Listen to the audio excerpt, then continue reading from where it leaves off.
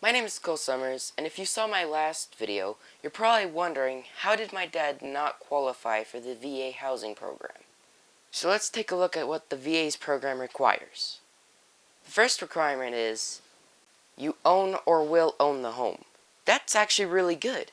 That means that the veteran is going to have equity in the home. The veteran is going to own the home.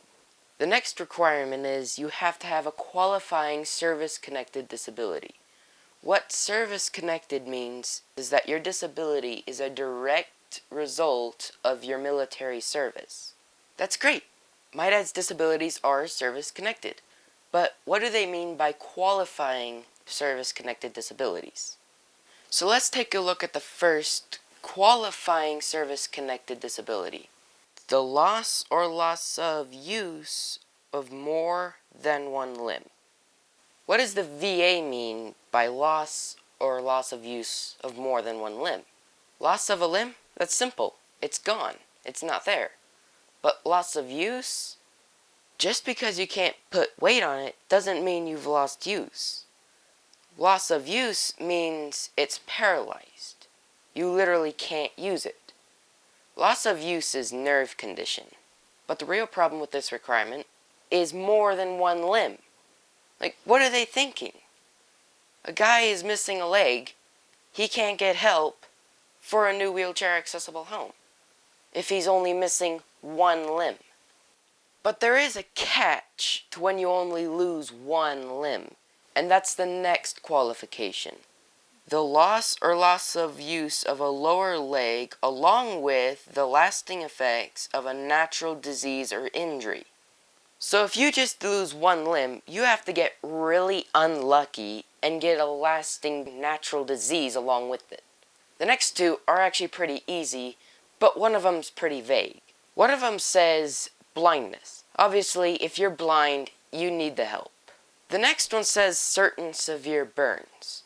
Any veteran that this applies to, they're gonna know.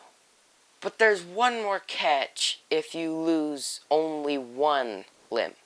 The loss or loss of use of one lower extremity, foot, or leg after September 11, 2001, which makes it so you cannot balance or walk without help of braces, crutches, canes, or a wheelchair. So if you just lost one leg, but it's after September 11th, then you can qualify. But there's even a catch to that. Only 120 veterans a year can qualify. So where does that leave a veteran that got injured, didn't lose any body parts, but can't get around very well decades later? They're leaving them just totally screwed. These are the forgotten veterans. Let's take a look at some hypothetical veterans to see how this works. Let's look at veteran A. He was in the military and he lost both his legs. But veteran A is very strong. He can get up, he straps on his prosthetics, he can go jogging, he's running marathons. He can qualify for the veterans program. And that's good. He needs to. Veteran A can't wear his prosthetics all the time. Now let's take a look at veteran B. Veteran B was with veteran A. They're good friends. But when veteran B got injured, he only lost one leg. Otherwise, veteran B is perfectly healthy. Veteran B struggles to wear his prosthetics too often because it causes him a lot of pain. So veteran B is in a wheelchair most of the time. Veteran B is a forgotten veteran.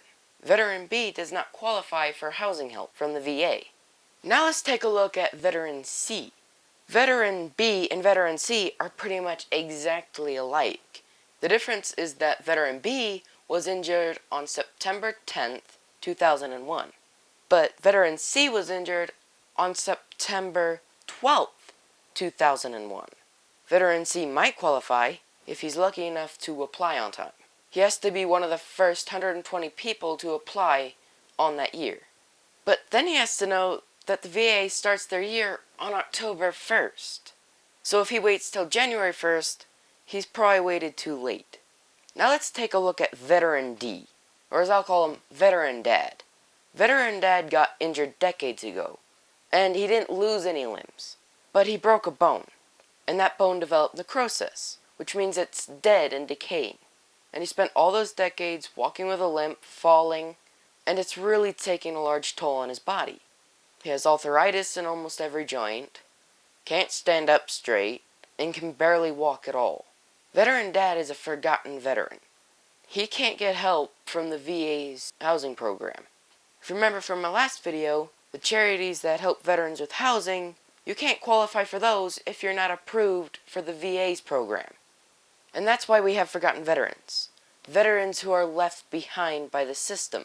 If you want to see what life is like for a forgotten veteran, I have my other video linked down in the description. And now you know why our veteran system sucks.